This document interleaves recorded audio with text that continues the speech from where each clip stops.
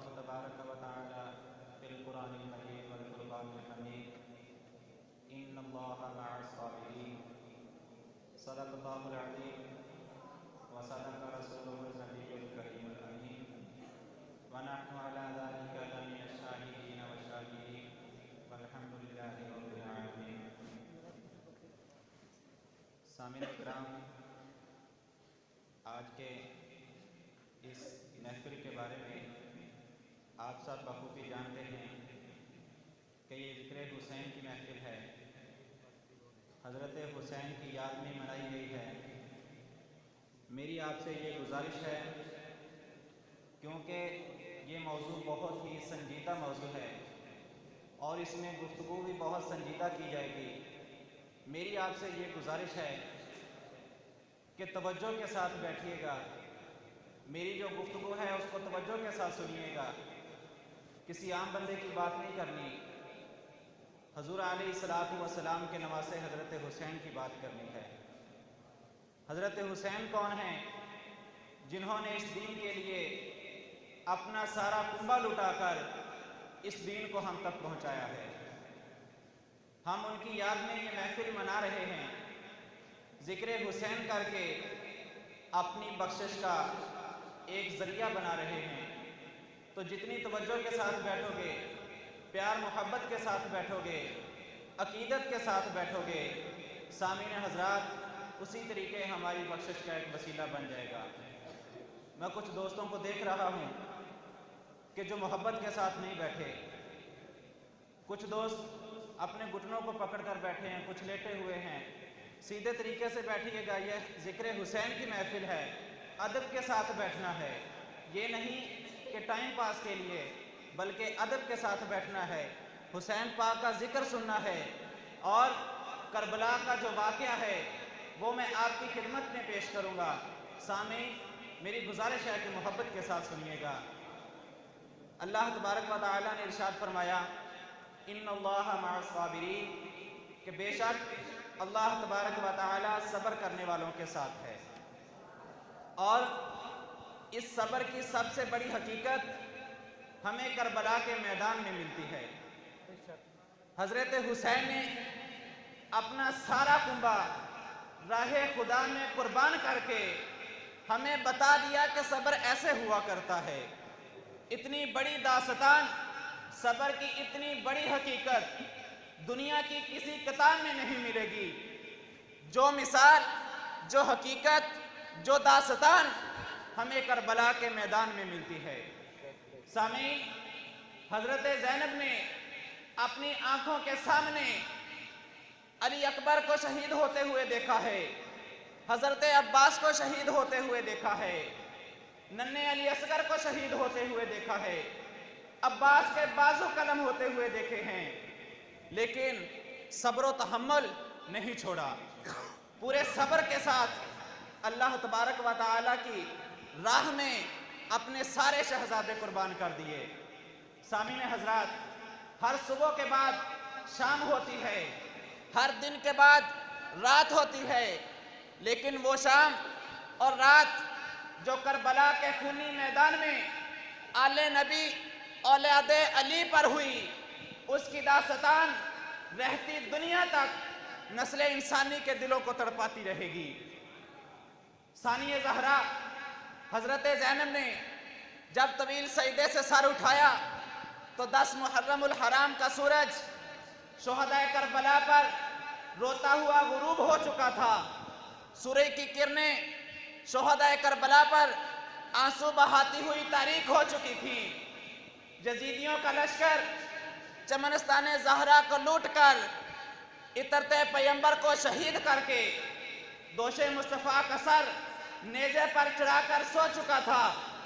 کربلا کی زمین شہدائے کربلا کے خون کو جذب کر چکی تھی۔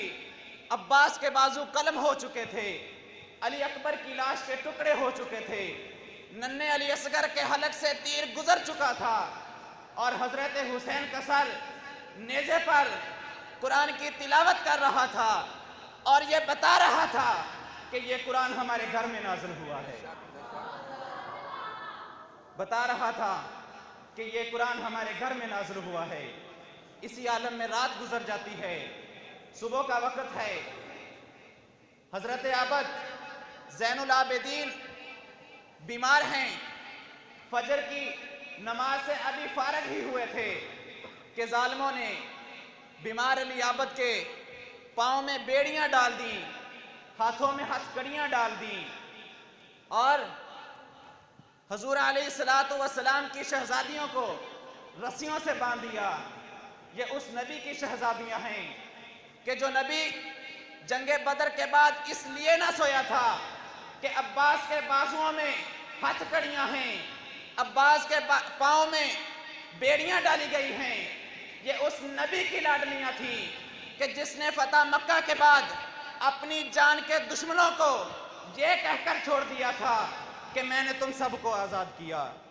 یہ اس نبی کی شہزادیاں ہیں کہ جس نبی نے حاتم طائی کی بیٹی کے ننگے سر کو اپنی چادر سے ڈھانپا تھا، آج اس نبی کی شہزادیوں کو رسیوں سے باندھا جا رہا ہے، اور رسیوں سے باندھ کر اونٹوں کی ننگی پشتوں پر ڈال کر کوفہ کی طرف کوچ کرنے کا حکم دیا جاتا ہے۔ قافلہ بے کسی کی حالت میں صبر و تحمل کے ساتھ اہل بیت چلتے چلتے کوفہ پہنچ جاتے ہیں، ابن زیاد کے دربار میں جاتے ہیں تو حضرت حسین کا سر اقدس ابن زیاد کی بارگاہ میں ابن زیاد کے سامنے ایک تھال میں پیش کیا جاتا ہے۔ ابن زیاد کے پاس ایک چھڑی ہے، اس کے ہاتھ میں ایک چھڑی ہے، وہ اس چھڑی کو حضرت حسین کے دانتوں پر مارتا ہے۔ یہ روایت ابن زیاد کے دربار کی بھی ہے اور یزید کے دربار کی بھی ہے۔ ابن زیاد اس چھڑی کو حضرت حسین کے دانتوں پر مارتا ہے اور یہ کہتا ہے کہ یہ اسی چیز کا انجام ہے جو تو کیا کرتا تھا، تو نے خلافت مانگی تھی، یہ اس چیز کا میں نے تجھے صلہ دیا ہے، اب دیکھ کہ تیرا سر میرے سامنے پڑا ہوا ہے۔ اتنے میں ایک صحابی حضرت ابو برزہ اسلمی دیکھتے ہیں، ان سے رہا نہ گیا، تڑپ کر کہتے ہیں کہ اے ظالم اپنی چھڑی کو پیچھے کر لے، میں نے اپنی ان آنکھوں سے دیکھا ہے، کان رسول اللہ صلی اللہ علیہ وآلہ وسلم یلسمہ، فرماتے ہیں کہ میں نے اپنی آنکھوں سے دیکھا ہے کہ حضور علیہ السلام ان ہونٹوں کو بوسہ دیا کرتے تھے، ان ہونٹوں کو چوما کرتے تھے، اپنی چھڑی کو پیچھے ہٹا لے۔ ابن زیاد کے دربار سے حضرت حسین اور اہل بیت کو یزید کی طرف روانہ کیا جاتا ہے۔ قافلہ چلتا چلتا ایک جگہ پر پہنچ جاتا ہے، وادی حران، وہاں پر پہنچ جاتا ہے۔ وہاں ایک یہودی رہتا ہے اپنے گرجے میں، اس کا نام یحییٰ ہے۔ وہ قافلے کو دور سے آتا ہوا دیکھ رہا ہے، دردناک نظروں سے یہ پورا قافلہ آتے ہوئے دیکھ رہا ہے، اور جب قافلہ نزدیک آتا ہے تو وہ یحییٰ یہودی دیکھتا کیا ہے کہ حضرت حسین کے لب اقدس ہل رہے ہیں، آپ کے لبہ اقدس سے قرآن پاک کی آواز آ رہی ہے۔ یحییٰ یہودی نے قریب ہو کر سننا چاہا تو کیا سنتا ہے کہ حضرت حسین کی زبان سے قرآن کی تلاوت جاری ہے اور فرما رہے ہیں وَسَيَعْلَمُ الَّذِينَ ظَلَمُوا أَيَّ مُنْقَلَبٍ يَنْقَلِبُونَ وَسَيَعْلَمُ الَّذِينَ ظَلَمُوا أَيَّ مُنْقَلَبٍ يَنْقَلِبُونَ۔ حضرت حسین کے زبان مبارک سے قرآن کی تلاوت جاری ہے۔ جب یہودی دیکھتا ہے کہ یہ کرامت حضرت حسین کی زبان اقدس سے ہو رہی ہے تو پوچھتا ہے کہ یہ کس کا سر ہے، تو کہنے لگے کہ یہ ایک باغی کا سر ہے، نعوذ باللہ من ذالک۔ کہنے لگے کہ یہ ڈاکوؤں کے سر ہیں، یہ جنگل میں ڈاکو رہتے تھے، سواروں کو لوٹ لیا کرتے تھے، ہم نے ان کو کچل دیا ہے اور ان کے سر لے کر یزید کے پاس جا رہے ہیں۔ تو یحییٰ کہتا ہے کہ جھوٹ نہیں بولو، میں نے اس کی آنکھیں دیکھ لی ہیں، میں نے اس کے لبہ اقدس دیکھ لیے ہیں، میں نے اس کا چہرہ دیکھ لیا ہے، خدا کی قسم یہ چہرہ کسی جھوٹے کا ہو ہی نہیں سکتا، یہ چہرہ کسی جھوٹے کا نہیں، سچ بتاؤ کیا ہے۔ उन्होंने बता दिया कि हज़रत मोहम्मद सल्लल्लाहु अलैहि वसल्लम के नवासे हज़रत हुसैन का सर है। यहया यहूदी कहता है कि तुम रात मेरे पास गुजारो और हज़रत हुसैन का सर अक़दस मुझे दे दो। इनकार कर दिया, कहने लगे कि नहीं देंगे। तो यहूदी ने कहा कि मेरे पास 80,000 दिरहम हैं, वो तुम ले लो और ये सर अक़दस एक रात के लिए मुझे दे दो। उन्होंने पैसों के लालच में आकर एक रात के लिए उस यहूदी को सर अक़दस दे दिया। यहूदी ने वो सर अक़दस लिया और एक कमरे में ले जाकर एक पत्थर पर रख दिया और उसको साफ करता है और उसके पास जितनी खुशबू है वो सारी की सारी हज़रत हुसैन की जुल्फ़ों को लगाता है और फिर सारी रात आपके सामने हाथ बांधे हुए खड़ा रहता है, हाथ बांधे हुए खड़ा रहता है। जब सुबह होती है तो मुअर्रिखीन लिखते हैं कि हज़रत हुसैन की ज़ुबान से ये कलिमात निकलते हैं, फरमाते हैं कि ए यहूदी, हमारे साथ जो भी बुराई करता है हम उसका बदला भलाई के साथ दिया करते हैं, इसलिए तेरी भलाई इसी में है कि कलमा पढ़कर मुसलमान हो जा। यहूदी कलमा पढ़कर मुसलमान हो जाता है। किस्सा मुख्तसर, फिर हज़रत हुसैन का सर अक़दस दमिश्क की तरफ लेकर रवाना हो जाते हैं। दमिश्क में पहुंच जाते हैं। दमिश्क के गली कूचों में हज़रत हुसैन का सर अक़दस और अहले बैत अतहार को घुमाया जा रहा है। एक जगह पर बहुत सारी भीड़ है, औरतें छतों पर ये मुआजरा देख रही हैं, ये तमाशा देख रही हैं, क्योंकि उनको ये बताया गया था कि कुछ बागी थे जिन्होंने यजीद के खिलाफ बगावत की थी, उनके सर मुबारक को लाया जा रहा है, उनके सरों को लाया जा रहा है। कुछ डाकू थे कि जिनको कत्ल करके नाउज़ुबिल्लाह मिन ज़ालिक कुचल कर लाया जा रहा है। तो औरतें ये तमाशा देखने के लिए छतों पर खड़ी हैं। एक चौक में बहुत भीड़ है, वहां पर काफिला रुकता है तो एक औरत देखती है और देखकर हज़रत ज़ैनब के सामने आ जाती है। हज़रत ज़ैनब के सामने आती है तो कुछ पानी उसके पास है, कुछ खाना उसके पास है। वो हज़रत ज़ैनब की बारगाह में पेश करती है। हज़रत ज़ैनब उसको कबूल कर लेती हैं और फिर फरमाती हैं, और एक रिवायत में है कि कुछ चादरें भी अता की जाती हैं। और फिर खातून अर्ज़ करती हैं कि ए बीबी ज़ैनब, ए खातून, ये हमारा खाना और पानी कबूल कर लीजिए। हज़रत ज़ैनब कबूल कर लेती हैं और फिर हज़रत ज़ैनब पूछती हैं कि ए खातून, तू हमको कैसे जानती है? इस मुआजरे में जहाँ सभी हमारा तमाशा देखने वाले हैं तो हमारे साथ भलाई क्यों कर रही है? इसके पीछे राज क्या है? तो वह खातून अर्ज़ करती है कि ए बीबी, हम आपको नहीं जानते कि आप कौन हैं, हमें तो सिर्फ ये बताया गया है कि कुछ बागियों के सरों को लाया जा रहा है, कुछ बागियों को लाया जा रहा है, मुझे नहीं पता कि आप कौन हैं। तो हज़रत ज़ैनब ने पूछा, अगर आप हमको जानती नहीं हैं तो फिर हमारे साथ भलाई क्यों कर रही हो? तो खातून अर्ज़ करती है कि मैं आपको नहीं जानती, मैंने एक अरसा मदीना में हज़रत फ़ातिमा की नौकरी की है, एक अरसा हज़रत फ़ातिमा की नौकरी की है, हज़रत फ़ातिमा की ग़ुलामी की है। जब मैं हज़रत फ़ातिमा की ग़ुलामी करके दमिश्क अपने मुल्क वापस आने लगी तो हज़रत फ़ातिमा से दुआएं ली थी और हज़रत फ़ातिमा को कहा था कि मेरे लिए कुछ नसीहत करें। तो हज़रत फ़ातिमा ने मुझे एक नसीहत की थी, फरमाया था कि ए फ़िज़ा, दमिश्क जा रही हो, अपने मुल्क वापस जा रही हो, मेरी सिर्फ एक ही नसीहत है कि जब तुम दमिश्क में जाओ, अपने मुल्क में जाओ, जब तुम्हें कोई कैदी नजर आए तो उनके साथ भलाई कर देना, जब कैदी आए तो उनके साथ भलाई कर देना। मैं आपको नहीं जानती, मैंने उस वसीयत पर अमल किया है। हज़रत ज़ैनब की आंखों से आंसुओं की लड़ियां जारी हैं तो फरमाने लगती हैं कि ए खातून, आपकी इस भलाई का सदका, आपकी इस भलाई का बदला हम क्या दे सकते हैं, क्या दे सकते हैं? हम तो कैदी हैं, हमारे पास कुछ भी नहीं है, कोई माल नहीं है, बताएं आप हम क्या बदला दे सकते हैं? खातून अर्ज करती है कि ए बीबी, एक अर्ज है, एक दुआ कर दीजिए कि मैं जब हज़रत फ़ातिमा के पास रहती थी तो हज़रत फ़ातिमा के 2 बेटे थे और एक बेटी थी। मैंने सुना है कि हज़रत फ़ातिमा भी इंतकाल कर गई हैं, हज़रत हसन का भी विसाल हो चुका है।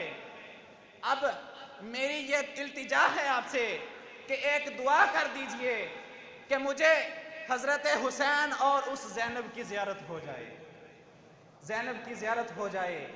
तो हज़रत ज़ैनब की आंखों से आंसुओं की लड़ियां जारी हो जाती हैं, फरमाती हैं कि ए खातून, तेरी वो दुआ कबूल हो गई है, वो देख नेज़े पर हुसैन है और मैं ज़ैनब हूँ।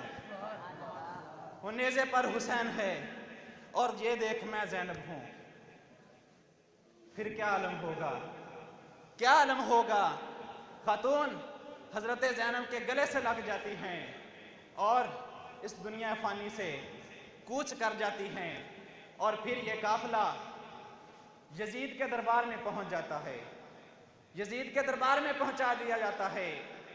हुज़ूर अलैहिस्सलातु वस्सलाम के एक सहाबी हैं हज़रत साहल बिन साद साइदी, जिनकी बहुत सारी रवायात हैं, बुखारी और मुस्लिम में इनकी बेशुमार रवायात हैं। फरमाते हैं कि मैं एक काम के लिए बैतुल मक़दस जा रहा था कि जब मैं दिमिश्क में पहुंचा, यजीद का जो शहर था दिमिश्क, जब मैं उसमें पहुंचा तो क्या देखता हूं कि हर तरफ चिरागा ही चिरागा हैं, डोल बज रहे हैं, हर तरफ जश्न मनाए जा रहे हैं। फरमाते हैं कि मैंने एक बंदे से पूछा कि बता ये क्या मुआजरा है, क्या तुम्हारी कोई इलाकाई ईद है जो तुम इतनी खुशियां मना रहे हो। तो बंदा कहने लगा कि मुझे नहीं पता कि ये क्या मुआजरा है, हमें तो बस इतना बताया गया है कि कुछ बागी आए हैं, उन्होंने यजीद की हुकूमत के खिलाफ बगावत की है, आज उनको कुचल दिया गया है, हम तो उसकी खुशियां मना रहे हैं। हज़रत साहल बिन साद सादी फरमाते हैं कि मैं करीब हुआ कि देखूं कि ये किसका सर है। हज़रत साहल ने तो देखा था कि मदीने की गलियों में खेलते हुए देखा था हज़रत हुसैन को। हज़रत साहल ने तो हज़रत हुसैन को हुजूर की पुश्त पर खेलते हुए देखा था, आपके कंधों पर सवार देखा था, आपके लबहा अक़दस को चूमते हुए देखा था। जब करीब होकर देखते हैं तो फरमाते हैं कि ए बंदे, मुझे तो ये हुसैन लग रहा है, मुझे तो ये हुसैन जैसा लग रहा है। तो वह बंदा कहता है कि ये हुसैन जैसा नहीं, हुसैन ही हैं, ये हुसैन ही हैं। यजीद, उसने कैसा, यजीद का नाम लेना ही दिल नहीं करता कि यजीद का नाम लिया जाए। कितना पलीद इंसान था, कितना पलीद इंसान था कि जब हज़रत हुसैन का सर यजीद के दरबार में पेश किया जाता है तब भी शराब पी रहा है, तब भी शराब पी रहा है और खुशियां मना रहा है। और यजीद ने सराय अक़दस को और अहले बैत को कुछ देर तक, कुछ अरसा तक अपने पास रखा और फिर जब कुछ वाक़यात पेश आए, उसे लगा कि अब इनको यहाँ रखना ठीक नहीं है, तो नामान बिन बशीर की मायत में काफ़िला को तैयार करके मदीना की तरफ रवाना कर दिया कि इनको बाइज़्ज़त मदीना पे छोड़ाया जाए। तो नौमान बिन बशीर अहले बैत को लेकर चलते हैं, रास्ते में ज़ैनुल आबिदीन से अर्ज़ करते हैं कि मैं आपका ग़ुलाम हूँ, मैं मुहिब्बे अहले बैत हूँ, आप जैसा हुक्म करेंगे मैं वैसा करूँगा। और हज़रत हुसैन के सराय अक़दस और आपके साथियों के सराय अक़दस को क्या मुआजरा पेश आया, उनके बारे में 3 रवायात हैं। एक तो ये है कि वहाँ दिमिश्क में दफन कर दिया गया, दूसरी रवायत है कि कूफा में जहाँ करबला है वहाँ दफन किया गया, और तीसरी रवायत है कि मदीना में जन्नतुल बकी में दफन किया गया है। बहरहाल वो काफ़िला करबला में जाता है, ज़ैनुल आबिदीन के कहने पर काफ़िला करबला जाता है। वहाँ जाते हैं तो पिछले पुराने ज़ख्म फिर से ताज़ा हो जाते हैं, फिर से ताज़ा हो जाते हैं। वहाँ फातिहा पढ़ते हैं और मदीना की तरफ रवाना हो जाते हैं। जब मदीना पहुँचते हैं तो आगे इंतजार कर रही है, देख रही है कि काफिला आ रहा है।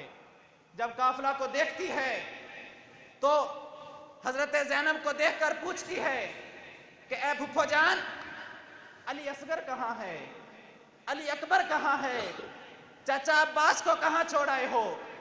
बाबा हुसैन को कहाँ छोड़ आए हो, कहाँ हैं सब, यहाँ से तो इतने गए थे और वापस कितने आ रहे हैं।